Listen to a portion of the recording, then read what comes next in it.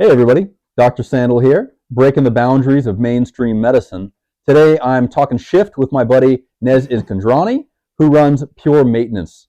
Yeah. Thank Welcome. you so much. Thanks for having me. Happy to have you on. Yeah, absolutely. So, Nez, you run Pure Maintenance, which is a company that thinks about mold remediation in the home. Yes. How'd you get into that? Yeah. I started working for headquarters and about I really was really curious about it and didn't know too much about it whatsoever. But I really started to get bought in after I saw all these remarkable stories. Mm-hmm. So I started investing in the company, and then I moved back here to Kansas and opened my own location. That's awesome. Yeah. So, how did you end up working with them in the first place? I found so I was in sports for a really long time. I worked at Utah State and I worked for the Utah Jazz, and I made the shift when after my MBA, I was like, I really want to be with a smaller company. Uh-huh. I want to do something where I could, really help people out and actually start with a newer entrepreneurship type company. Yeah. No, that's awesome. Yeah. Yeah, it's just like fun. Yeah. Yeah, it's interesting, right? There's all these opportunities in business, but they're all fairly shallow if it's not something that we can really connect with and we get to give something good to people. Exactly. It's pretty easy to be like, all right, what's next? Yeah. Yeah. I didn't really, picture myself in mold. Uh-huh. Wait, you didn't go to school for mold? Right. For that, I got an MBA in mold. Some people call me the fun gal. Oh, God. Yeah. Okay. Yeah. And they call it, a lot of the time, they call our technicians or whatever, they always like to refer themselves as the fun guy. So, yeah. That's a little too cute. Yeah, right? Yeah, so you were checking this out. You worked with this smaller company. Oh, this is really interesting. Why don't I start my own version of this back home? This is home for you, yeah? Yes, correct. Oh, awesome. Yes, I am a Lawrence native. Yeah, I'm in the same way. Yeah. I think it's cool when we have people who grow up in a relatively small community and go out and do awesome stuff, and they're like, I really like my home community. Why don't I bring that back home? Right. I think the type of medicine that we do at Optima Clinic is really, really rare for a kind of small town. Like this is New York City medicine or Chicago medicine. Absolutely. And similarly, to have like actually awesome options for treating mold, it's kind of hard to find those things. Yeah. So awesome for you to bring it back. That's cool. Yeah, for sure. So when you were starting your company, you got really inspired about this mold therapy and you'd seen it work for a bunch of people and you're like, man, I should get into that. Right. What did you see over working with the headquarters of these guys that really caught your attention? Just the way that other methods of mold treatment versus this one. Yeah. I think a lot of people too are like skeptical or not sure, or what's the science behind this?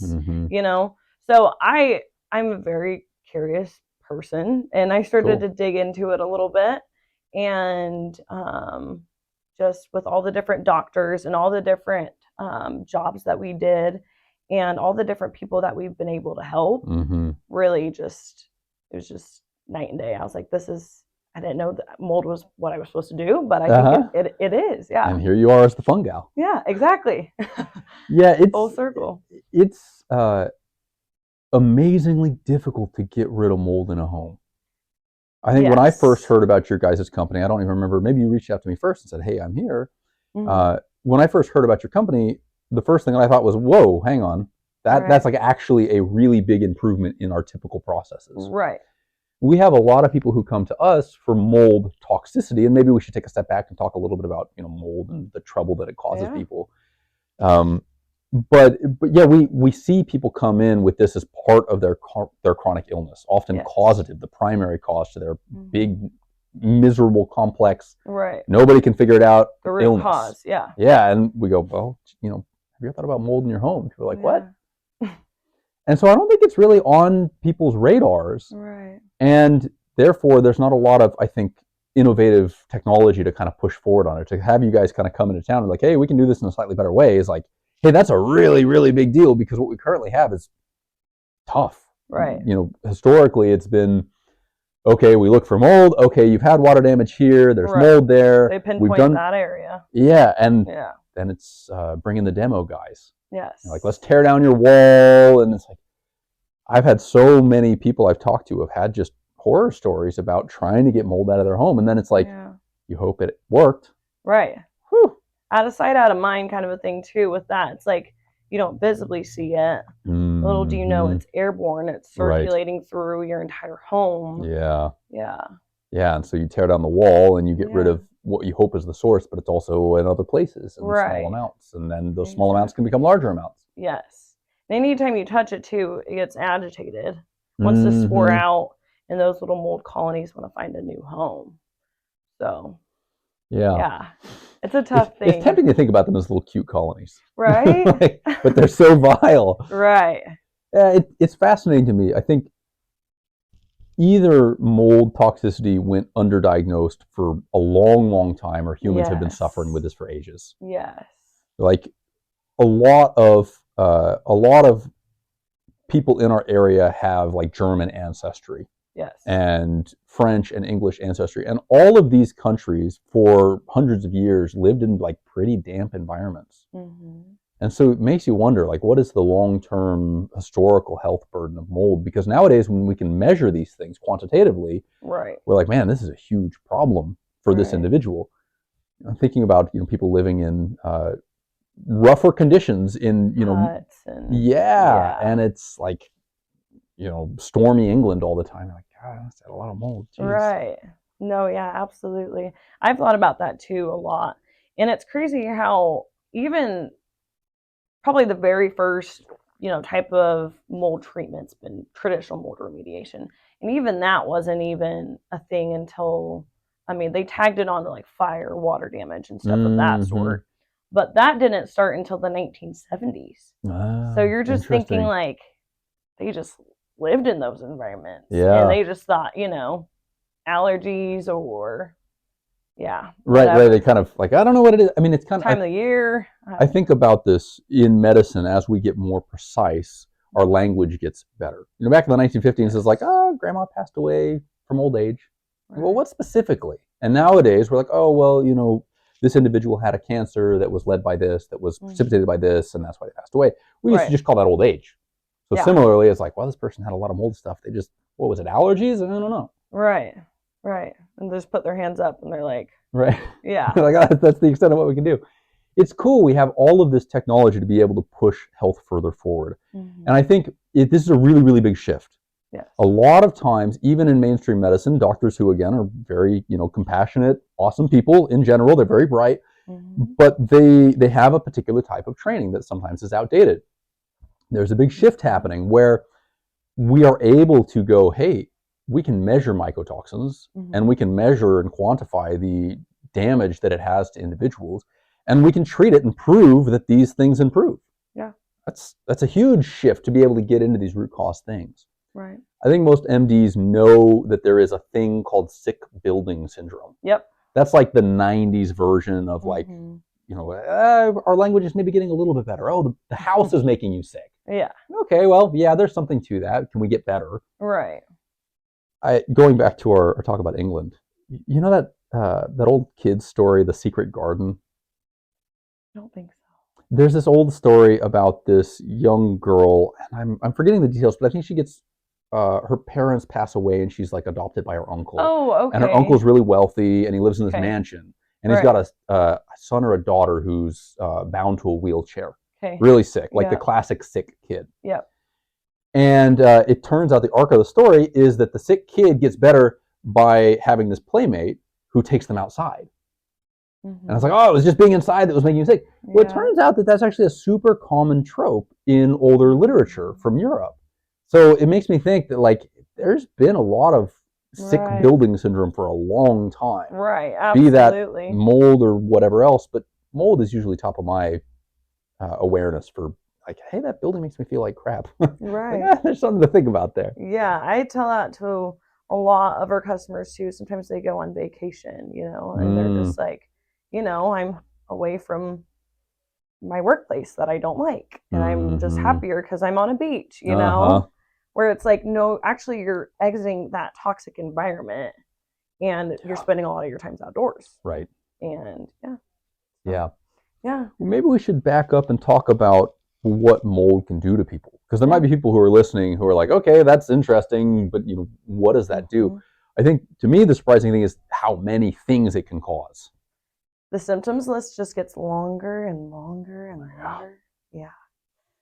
So yeah, it's disheartening.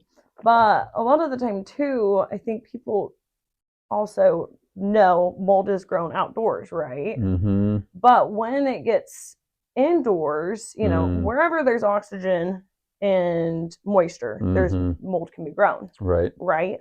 But when it gets indoors, and even when it's indoors, it's not necessarily, toxic. It gets to a point where the mold load is so high. I mean, depending how sensitive the person is, of course. Right. Yeah. Right? There's a huge genetic variation. Absolutely. Some people will never get touched by mold. Right. And other people, even a little bit, just absolutely thrashes their health. Yeah. I think that's a big reason why people underappreciate injury from mold. Yes. Because a lot of people are like, it doesn't hurt me. Right. Like, well, excellent, good, I'm glad. Right. But like, that doesn't discount the fact that some people are genetically very vulnerable to that. Yes. And also exposure rate too. Yeah. So a lot of the time, just from inspections and whatnot, the wife is usually the most sick, or the stay-at-home dad, or the kids that, are younger and stay a lot of time at home because they're not at preschool yet or whatever. Dang, so whoever's exposed to it the most, and then obviously from the medical side of things, who's most sensitive to it. Yeah. What triggers, whatever. But yeah. Yeah. I think of mycotoxins as being a burden on our biology. A lot of what we think about in integrative and functional medicine is kind of a wound healing concept. We want to maintain our homeostasis of our system. So I think about wounds. If I get a cut, the first thing that I need to do to make sure that cut doesn't get worse is to get rid of the thing pissing it off. So, I wash it with soap and water, I put on some antibiotic ointment, I cover it. Right. I'm fixing all the degenerative vectors there. Yes.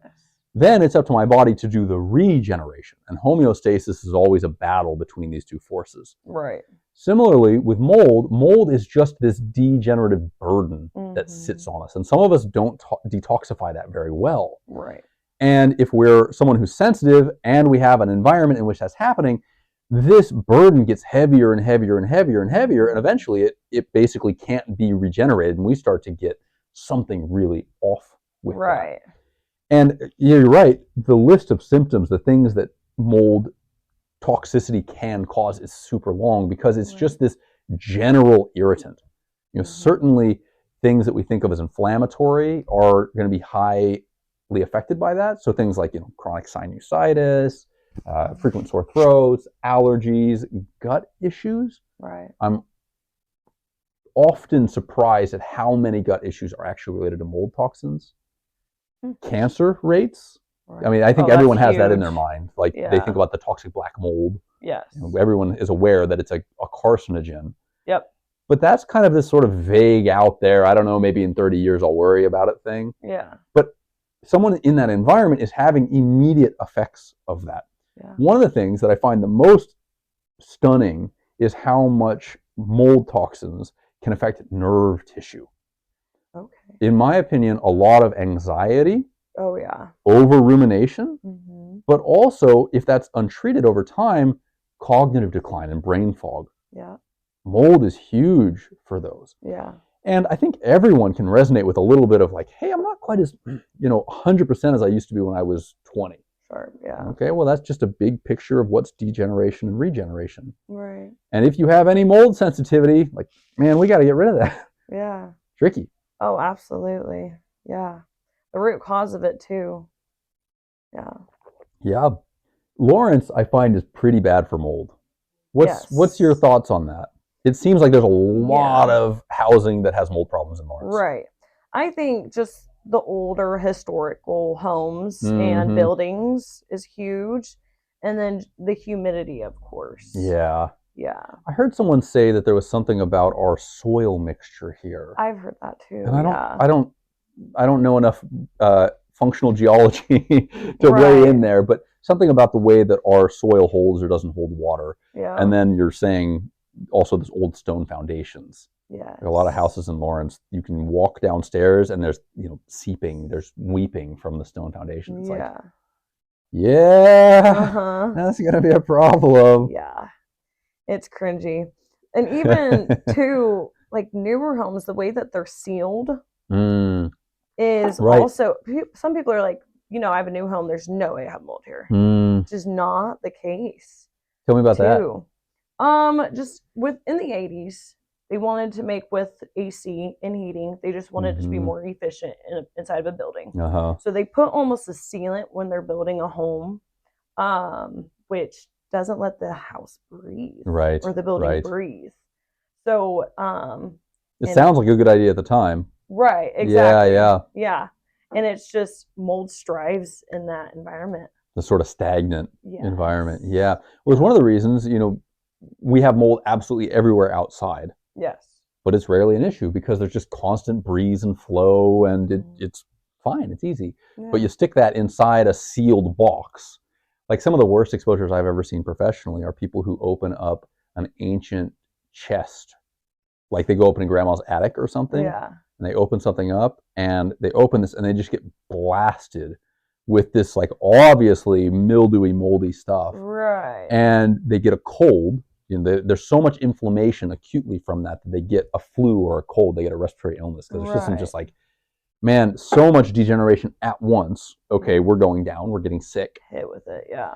And then some 3 or 6 months later, they have some significant health issue come up. Yeah, afterwards. Scary. It's in your body and it's just sitting there. Yeah, we can't seal that stuff up. It's just, it's a biological organism, right, that's trying to defend itself. And so it makes this nasty mycotoxic stuff that... Yeah, populates. Yeah, and kills everything around it. That's the function of it. Yeah, exactly. So you talked about mildew. So this is, I think this is very controversial, but all right, let's get into it. Yeah, so some people are like, and I see this on inspections and just inspectors' evaluations and stuff. It says, microbial growth, or it's just mildew.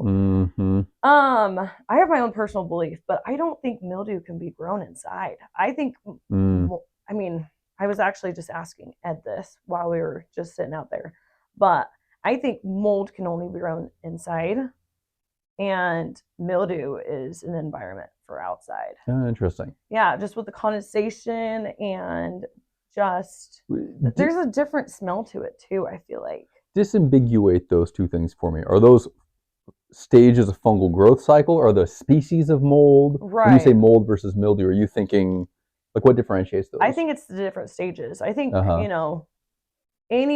there's so many different types of mold, but I think it's the stages. Mildew is like the early stage and it can pass really quick. That condensation is not there. They're going to bounce around to a different food source, and they're not going to get to the mold part. I just think with the way that the indoor area, like we're talking about, is sealed, it's only an environment for mold. Yeah. But, so if someone wants to improve their home air quality, what are your recommendations? Absolutely. I think just a homeowner, start opening up some windows. Yeah. A lot of the time too, we want to rely on our AC and our heater, and open up your windows, get some airflow in there, and just be really apparent and keep up on your maintenance. Obviously, be really apparent on in this room it's smells a little funkier or something of that sort. I like that. I think having a cautious attitude, an aware attitude. If something is funky in a place, like, it's only going to get worse over time. Yes. And while, like, I don't like to do maintenance, nor do I like to pay for maintenance, so it's easy to be like, I'll just bury that. Yeah. But we're going to pay more for it on the downside when the structures that are whatever water damaged or whatever are worse, and then we're starting to get health effects. Right. It's like we really do need to have that higher degree, that demand for perfection in our environment. I think about that a lot in human health. I want people to be perfectionists about their health. Right. Hey, I can't quite play ball like I did when I was 20. Well, you should fight for that. Yeah. Right? It is possible to do those things. Right. It takes some effort, but it's only going to get harder if you let it go. Yeah. That's a great point. Yeah. I'm with you on that for sure. Yeah. And just if there was previous water damage or whatever, getting it sealed is huge, because if anything, that's just going to be a bigger source, you know. You mean the source of the leak, like wherever the water leak is? Yeah. Bad roofs, leaky pipes, condensation on pipes. Right. Yeah. Any other areas that people should look for mold or water damage? Are there like classic areas? Yeah, underneath sinks, leaky toilets. Bathrooms are, glorious for mold. Basements, a lot of the time too, people are like, just with the smells and whatnot, they're like, my basement just smells like a basement. Yeah, right. Like, that's big red flag, right? Right. That's like, wait a minute. Yeah, it's not just that we call it grandma grandpa smell. It's not just that. We should get to the root cause of it, kind of like medicine, you got to get to the root cause of it. It's like, oh, this is a little achy. It's like, okay, but why? Yeah, exactly. Don't just ignore it and call it, I'm older now, so it hurts. Right. Yeah, and then there's other areas that you would not think that there's mold, like within tile and grout, and you're like, oh, that's just built up, whatever. Oh, interesting. Sometimes when we swab that, it comes out to be mold. Dang, because grout is a little porous, right? It's like right. Mm-hmm. So mold is able to kind of sink into that, because that's tricky, right? Because grout is supposed to be something that protects against water, but it's also a little porous, so that I guess would make it pretty ripe for mold. Right. I think the only surface that I don't see very much mold grown on, even though it looks like it's mold, it's kind of deceiving, is cement. Usually cement, I mean, there are definitely circumstances that there is mold. Like, we actually treated a home that was mostly made out of cement concrete, and there was a bunch of mold. But that white stuff that you see on cement typically isn't mold. That's interesting. Yeah. Okay. Cool. Yeah. I mean, there's all different types of mold. They all look different. I would say if it's fuzzy, it's mold. Yeah, I think that's the one common denominator, I would say, from my experience. Interesting. Cool. Well, yeah, hopefully this helps people kind of tune their caution a little bit more. Right. To be mindful of this stuff. And there's definitely stuff that we can do to reduce the tendency of that in our homes. It definitely sounds like aeration is a really, really good idea, getting flow. And I'll add to that, a lot of times people kind of get into a rock and a hard place with that one, because they're like, well, I don't want to open up the windows because I have allergies. Like, well, what's the root cause of your allergies? A lot of times it's mold. Yeah. And so there's kind of a sticky... There's a correlation there for sure. Other things people can do, try to fix up any water damage that's there. Keep humidity in the house low. I'm a huge fan of running dehumidifiers.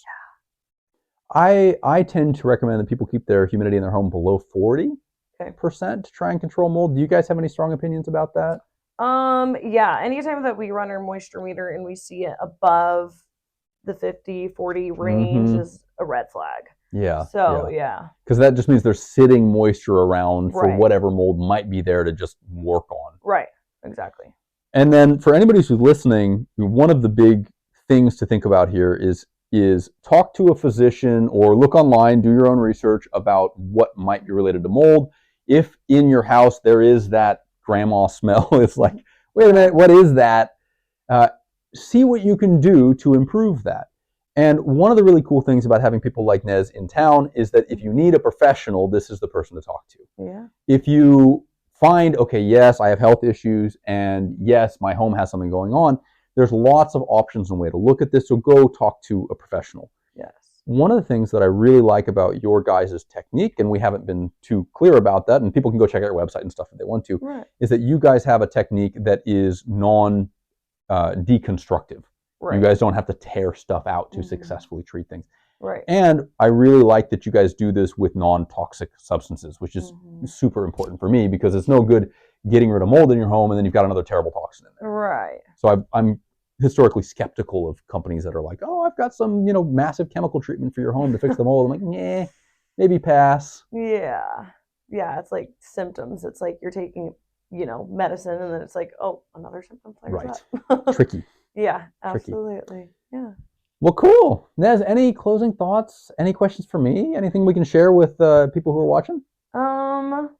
Yeah, I think just this topic, just like Dr. Sandal just said, it's super neglected. Yeah. So do your education. I have actually like a huge blog post, over 100 different blogs on my website. So puremaintenance.ks.com, and then go to blogs and education, and there's a huge amount of them. There's all types of different podcasts that you can listen to about mold. Yeah. So awesome. Just educate. Yeah. Cool. Well, Nez, thanks for being here and talking shift with us. Yeah. Thanks for having me. See you next time, guys. Thank you.